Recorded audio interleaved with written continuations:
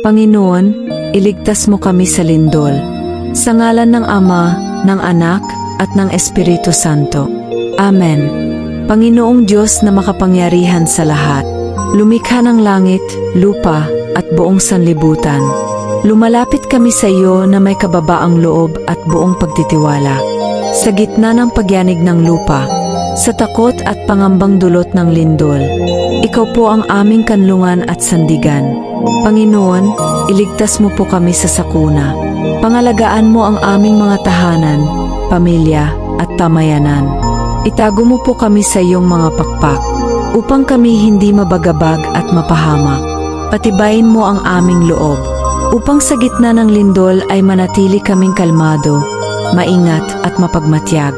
Gabayan mo ang mga tagapagligtas, mga bombero, pulis, medical team at volunteers.